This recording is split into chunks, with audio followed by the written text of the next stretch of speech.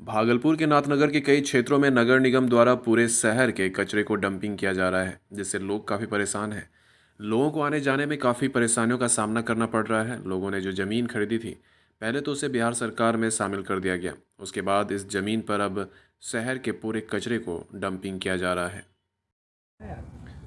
देखिए, हम लोग जो आए हुए हैं, ये हम लोगों का ज़मीन है मोहम्मदपुर मौजा में, जो नाथनगर अंचल के अंतर्गत आता है, जिसका खसरा संख्या 4 पे हम लोग रह रहे हैं। वहाँ पे ज़मीन खरीदे हुए हैं तकरीबन 10 साल पहले। घर बनाने की क्षमता पे नहीं आए हैं, लेकिन अब धीरे धीरे सोच रहे थे हाथ लगाएंगे। खसरा संख्या 4 जो है वो बाद में हम लोगों को पता चला कि वह बिहार सरकार पे है। हम लोग 3 पे हैं अभी बसे हुए, ठीक है।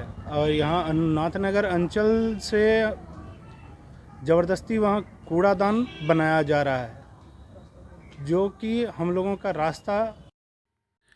भागलपुर में मेयर, उपमेयर और पार्षदों का हुआ एक साल पूरा। पूरे साल के कार्यकाल में हुए कई योजनाओं के कार्य को पत्रकारों के बीच किया गया साझा। प्रोसीडिंग भी वहीं पे बनना है। हमने सौरभ करके एक स्टाफ है जो कंप्यूटर पे काम करता है, उसको हमने बोला था कि उसकी व्यवस्था वहाँ कराई जाए। उन्होंने आश्वस्त किया था कि मीटिंग के दिन हम वो प्रोसीडिंग की कॉपी वहाँ पे सब तैयार करवाएंगे, लेकिन वो आ नहीं पाए। और पता करने पर पता चला कि वो दूसरे काम से नगर निगम से बाहर है। तो ऐसी व्यवस्था नहीं हो और अगले बार से सब चीज़ दुरुस्त हो, इसके लिए हम लोग एक दिन पहले से सब देखेंगे और आकलन। भागलपुर के बरारी थाना क्षेत्र से 3 महीने पहले मायागंज अस्पताल के सामने से मोटरसाइकिल की हुई थी चोरी। अभी तक नहीं हो पाया एफआईआर। आप परेशान हैं?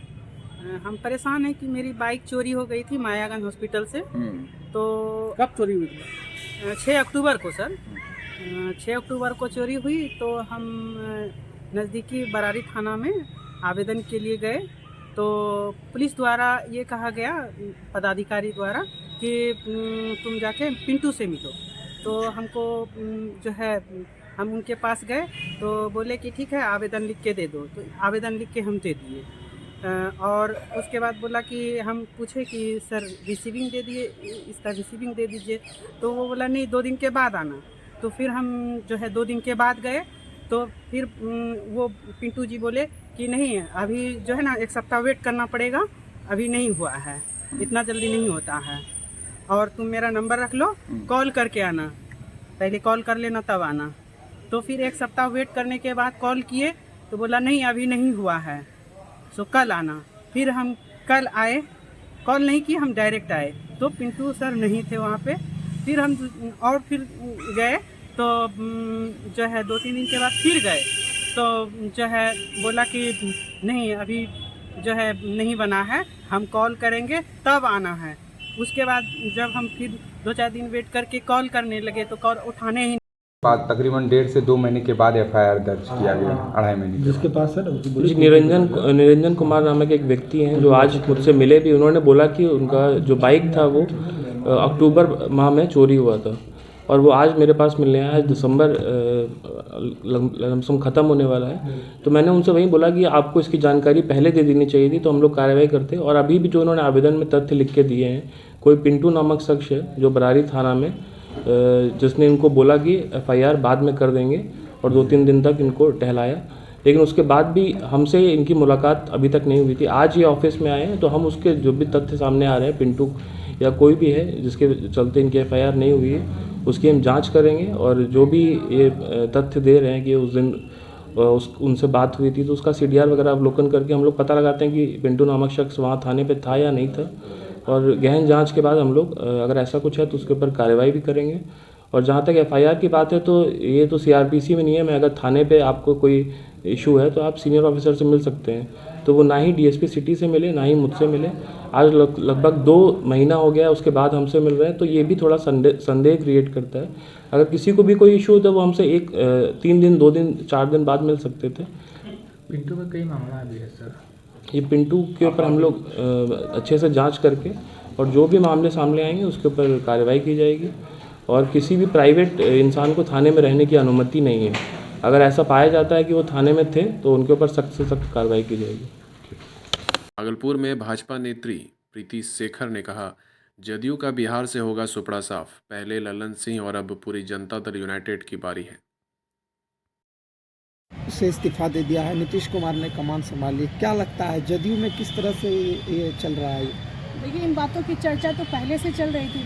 हालांकि जदयू के नेतागण इसको नकार रहे थे, लेकिन आज तो वस्तुस्थिति सामने हो गई है। और ये इन सभी चीज़ों के पीछे एक ही कारण है कि जदयू में आंतरिक कलह है, आंतरिक गुटबाजी है, और वहाँ पर जल्द से जल्द अपने आप को बड़ा बनाने की होड़ है।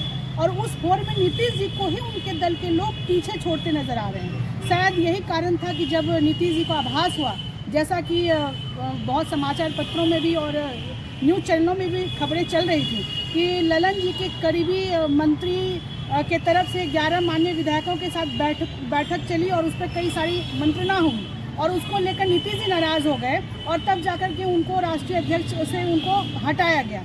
और ये कह सकते हैं कि उसके लिए वो इस्तीफा का वो भले ये चल रहा हो घटनाक्रम या नाटकक्रम, लेकिन एक्चुअली भागलपुर के नवगछिया एसपी सुशांत कुमार सरोज ने कार्य में लापरवाही को लेकर एसआई समेत 3 पुलिसकर्मियों को निलंबित कर दिया। के लिए नवगछिया पुलिस की क्या तैयारी है, ताकि आपके माध्यम से आम आदमी को भी मालूम करे कि नवगछिया पुलिस क्या तैयारी कर रही है, उसी को लेकर के आज हम आपके सामने उपस्थित हैं। देखिए, ये हम लोग 22 तारीख से विगत 22 तारीख से एस ड्राइव चलाए हुए हैं। लगातार पुलिस जो है वाहन चेकिंग कर रही है, जो अपराधी छापामारी कर रही है, और जो होटल है, लॉज है, सराय है, बस स्टैंड है, वहाँ भी चेकिंग चल रही है। कल पुलिस मुख्यालय की ओर से भी आदेश आया था स्पेशल ड्राइव चलाने का, उसका भी फलाफल हुआ है, वो हम आपको अलग से फिर बताएंगे। हम जो ये नए साल को लेकर पिकनिक स्पॉट है या धार्मिक स्थल है या जहाँ भी पब्लिक इकट्ठा होते हैं, उसे 22 जगह चिन्हित किया है। वहाँ पर पदाधिकारी और पुलिसकर्मी की प्रतिनियुक्ति की गई है, ताकि जो भी वहाँ पर नववर्ष मनाने जाए वो शांतिपूर्वक एंजॉय करें, कोई बाधा उन्हें उत्पन्न नहीं हो। इसके अलावा हम लोग जो आर्म फोर्स वर्दी में है, वर्दी के अलावा सिविल ड्रेस में भी महिला और पुरुष सिपाही की नियुक्ति की गई है, जो आम भीड़ के बीच में गश्त करेगी, और जो भी कोई हुड़दंगबाजी करने की कोशिश करता है उसे हम लोग चिन्हित करेंगे। उस पुलिस के पास मोबाइल है, इसमें कैमरा है, कैमरा से फोटो लेगा, उसका एक्टिविटी रिकॉर्ड करेगा, ताकि हम उसे FIR